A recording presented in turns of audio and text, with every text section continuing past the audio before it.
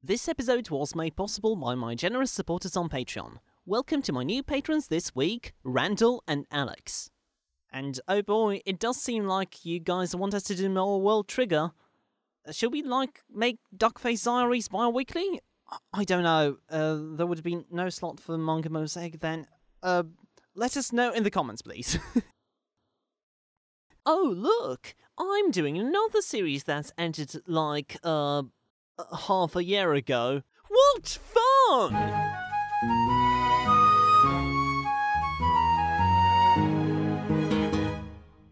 Out of the finish and cancelled Jump and Jump last series, one thing I was really sad about was curtains up, I'm off getting the axe. And it must have been the axe, right? Since the manga seemed to have been planning a longer rivalry with the other schools. Well, maybe it was just me. But let's back up a bit. Curtains Up, I'm Off got its English release in Manga Plus on January the 20th, 2019, and ended December 10th the same year. It tells the story of Subaru Yoshi, a transfer student with severe self-loathing and social anxiety who very clumsily manages to introduce himself to the class, and then stumbles in his first effort to carry a conversation. He finds his first friend... in Senri Mikage, nicknamed the Prince, a confident and talented bloke he looks up to. One day, when left alone in the classroom, he attempts to redo his introduction alone, trying to emulate Mikage.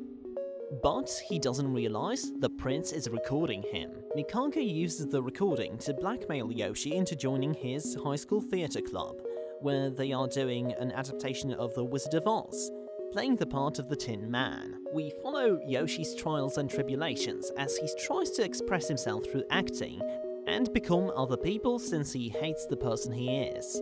Together with a cast of colourful but surprisingly real characters with their own emotional lives, Curtains Up, I'm Off makes for a fantastic read, and I was devastated to hear it got discontinued. This is perhaps reflected in the release schedule.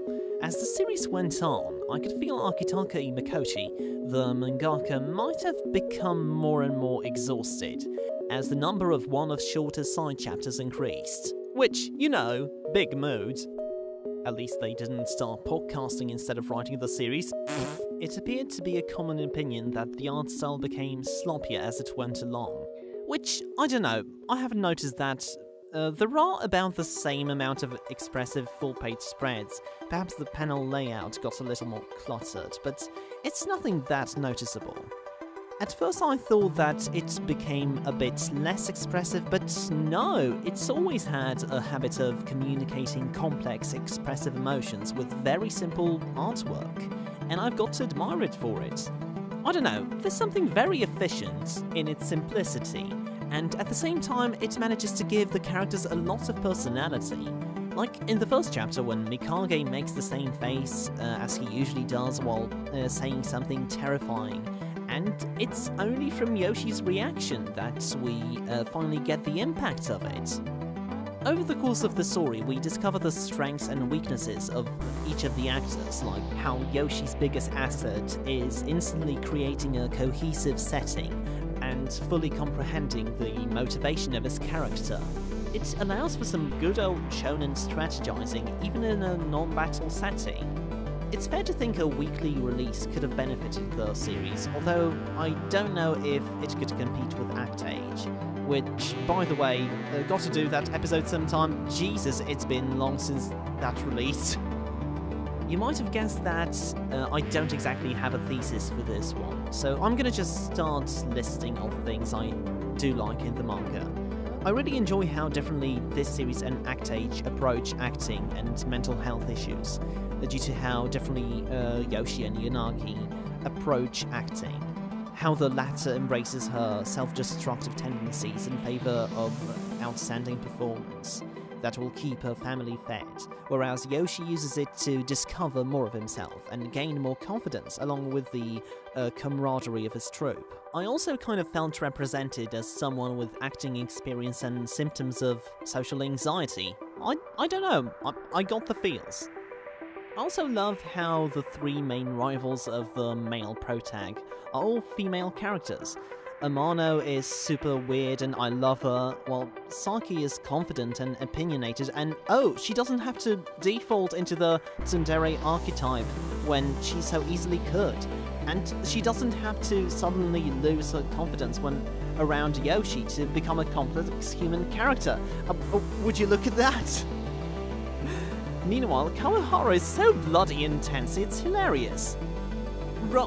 Of course it's a competition. This is high school theatre. Okay, one last notable thing about this series is that it approaches certain aspects of its storytelling like a sports series. Not only does it have a very cross-managed approach to portraying rivalry, but it is also very sports-like in its instruction, teaching the reader about the basics of acting, as the main character discovers it. Those were probably the most fun bits of Curtains Up to read for me, like the tug-of-war exercise that's supposed to allow Yoshi to pay more attention to what the other actors are doing. And then there's the scene where Mikage explains how Yoshi's positioning is all wrong if they want the whole meaning of the scene to be conveyed. But perhaps the best example of this comes from Mikage's flashback, where in his dad's spoiler, there's a theatre troupe of young kids, one of whom is supposed to play the wolf, who scares the surrounding sheep. So the lad tries to growl and sneak up on them, but Mikage tells him that that doesn't scare him in the slightest, and instead proposes that the wolf act all casual and nonchalant, while the sheep are terrified of him. And this creates a much stronger impact, a stronger presence than the wolf making a scary face ever could. Now, wait a minute, doesn't this sound familiar?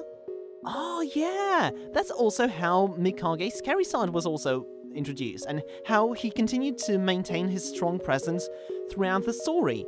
That's clever, that's a clever one. Cool, I can't stress enough how sad I am that the series has ended. We've really got to look out for more Akitaka Imekoshi series in the future. I could gush over how great the characters are, how Saki, Wei, and the others respond differently to the same situation organically. How I also feel very represented by the perpetually tired teacher who does not give a shit about the kids' springtime of youth. But you know what? I feel like this is an appropriate moment to give the mic to my guest, and this time it's a little bit different, for you see I haven't invited a fellow manga podcaster, but instead a professional actor. They play Kara and Asriel in the Undertale comic dub of Inverted Fate, as well as Cedric in the cinematic dub of One Shot. Both are shows in which I've played a few minor parts as well. Please welcome Wintermelon. So, Winter, what can you tell us about your experience of reading Curtains Up, both as a self-contained read and in the context of your acting career? From what I've read of the manga, I feel like it's a pretty accurate depiction of acting. I can definitely make some connections between it and my years of acting both on stage and behind a mic. I love how in the first chapter, for example, it goes into detail about how acting is more than just reading lines. It's becoming a character. It's bringing a character to life. It's bringing to life your own interpretation of a character. And that's something I always strive to do, whether I'm acting on stage or just doing voice acting. The phrasing that they use, expression is salvation, is also something I can relate to. For example, sometimes when I'm just really not having a good day, I can try and channel that into a voice. I can try and channel that into a character. I can try and, make the best of a negative situation and use it for something creative and good. Having been acting for a good portion of my life, I feel like this manga is something overall I can really connect and relate to. It's a very realistic depiction of what the world of acting is like and what it's like to be an actor, and it actually gives some very good advice. Thank you very much, Winter. So, there you go. Curtains Up, I'm off. Great manga, lovely characters, and best of all, it's all available free in its entirety on Manga Plus. What is also a negative situation is the YouTube algorithm, a dark abyss of sorrows and woes from which videos like these never surface. To help me navigate it, you can subscribe if you haven't already, like the video, or share it on social media. If you'd like to help me upload these on a regular basis, consider supporting me on patreon.com/Wensleydale Cheddar. In return for your support, you get access to rewards such as an entire backlog of manga and anime reviews. At just the $3 tier, you can access our bonus vlog series where iDrawShittyArt and I watch through the entirety of Cannon Busters. Next month we're releasing the season finale, so look forward to that. It's also a way to recommend a short series to read for the Manga Mosaic podcast, so go check that out if you have any disposable income. Check out the mini podcast edition of Manga Mosaic and Duckface Diaries, our new World Trigger read-through podcast, on anchor.fm/Wensleydale Cheddar. We are also on Spotify and all the other podcast hosting sites. You can find the links down in the description below and over there on Anchor. And of course, check out Wintermelon's amazing work. The links are in the description below. So what did you think of Curtains Up, I'm Off? Do you have any acting experience? Did you think it was good representation? Let us know in the comments and take care.